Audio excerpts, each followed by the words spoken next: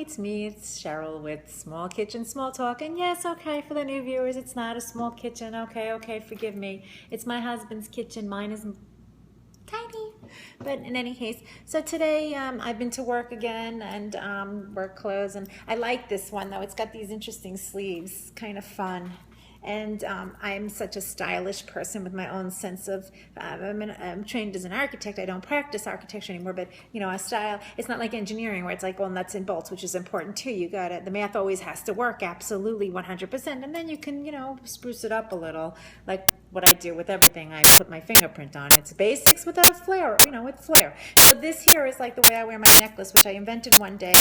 And it's not an expensive necklace. Obviously, I wouldn't do that at the office. And it's just my style, and it goes with my way of doing things. And I'm completely exhausted. The day at work was just grueling like always. So I'm tired, but the one thing I noticed was I had some time over the weekend to go over the uploads, and I looked at them and I was a little, mostly pleased, but a little disappointed, because what happened is that I had a lot of trouble uploading, and some of them came out of order. They're all there. They appear to all be there. They're a little bit disjointed, just a little bit, just a teeny bit disjointed, where like I'm saying I'm going to talk about something, and it's not in timeline order exactly, but it is all there, and it does all make sense. And unfortunately, you have to be a big fan to kind of really go with my stuff to put it all together.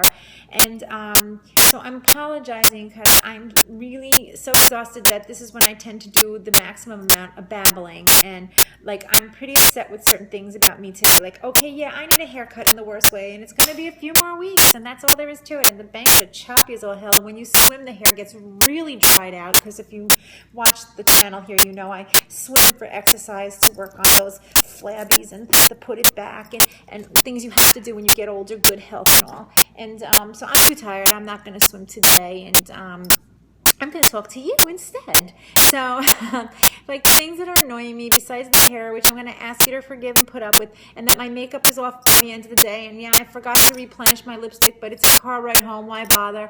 And that's okay. I wear the glasses from home. When I got home, I had to check the mail, so I grabbed the at-home glasses, and my husband's changing, so he's quiet for the moment. You know, my teeth, you know, this is like annoying, because when we were young, you know, we all, you know, were fortunate if our parents, you know, went into hock basically to pay to have our teeth fixed so that we would have this nice smile. And I had a nice smile. I had a very nice smile. But in my generation, they never told us to wear the retainer for more than a year or so. And so, of course, I didn't. I couldn't wait to get rid of the dumb thing in the mouth. It's like, you're brushing it all the time.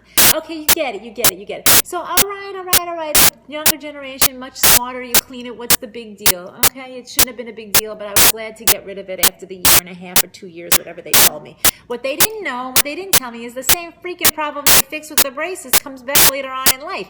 My teeth they're rotating again. Exactly the same problem I wore braces for. So, you know, lesson learned, people. If you're listening, you have kids, or if you don't have kids, or you are a kid because you're still in that age, you're supposed to wear that retainer for life.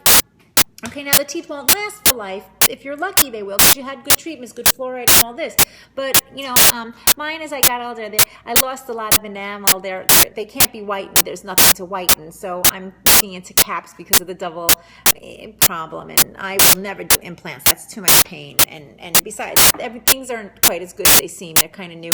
And the caps, I understand, are not as bad as they used to be. It's going to be a while, though. I am not doing caps right away. So it's nothing you're going to see overnight. And, you know, if I had a few hits here and I made a little money, maybe I could afford those caps a little sooner than later. But that's besides the point. I mean, you just got to do what you got to do for yourself. You don't do it for anybody else. You do it for yourself. And if it's my money and I spend my money after tax money, right? It's my right to spend it my way. And nobody else gets their grubby hands on it, you know? Like, back off and mind your own business.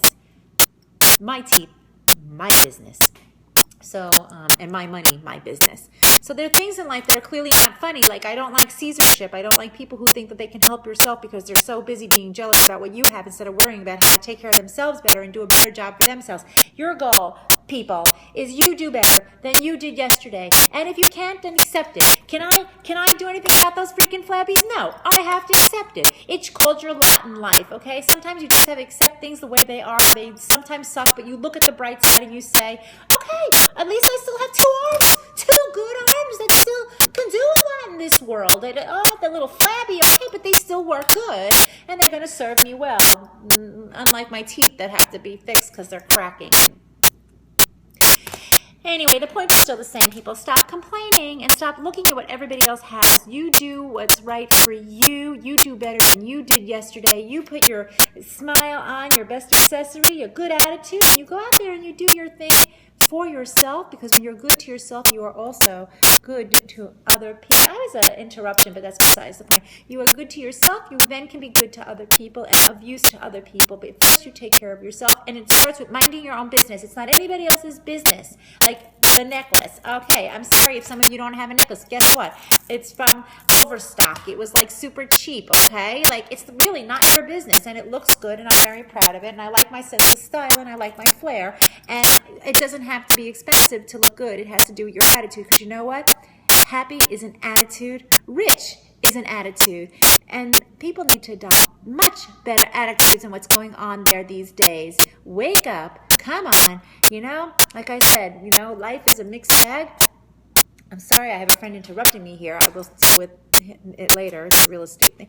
But the thing is that, you know, it's never all bad. And these people who don't like America, for God's sake, you know what? If it's so bad here, go somewhere else where you think it's better. Because the point is, you probably aren't going to find better.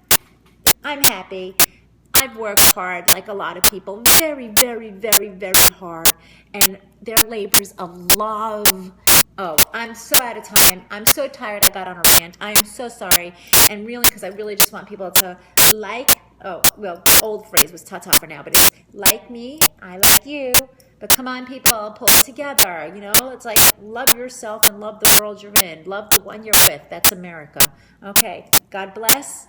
And I'll talk about God tomorrow, because, you know, and I'm not like, oh my God, I'm so out of time, a whole freaking minute. Okay, I'm not God, you know, believer that Darwinism. But here's the bottom line: when people are sick and things happen to them, they pray to God. So, you know, I believe in the goodwill of it, and there's a good use of it, and it does a lot of good in the world. And good is good, right? In with the good, air out with the bad. You stick with what's good, and there's nothing wrong with a little belief in the higher being of, you know, God forbid. And there's the phrase again: so you do something wrong, and what goes around comes around. That's not just karma; that's God's will. So anyway, like me, like you, ta-ta.